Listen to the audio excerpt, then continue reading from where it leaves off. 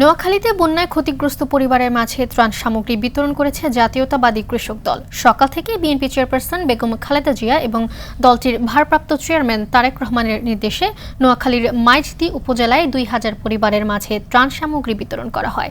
কৃষক দলের সভাপতি হাসান জাফির তুহিন বলেন, দুর্যোগের মধ্যে কৃষক দল বানভাসী মানুষের পাশে থাকবে। সংগঠনের ভারপ্রাপ্ত সাধারণ সম্পাদক মোশাররফ হোসেন সহ অনেকেই সময় উপস্থিত ছিলেন।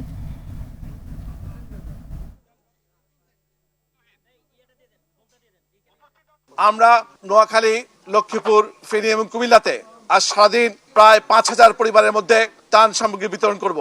আমরা আশা করি আমাদের এই ত্রাণ সামগ্রী পেয়ে এই বন্যার্তরা তারা উপকৃত হবে।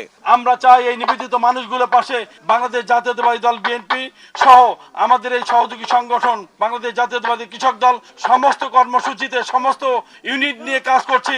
আমরা নিবেদিত মানুষের পক্ষে ছিলাম, নিবেদিত মানুষের পাশে আছি।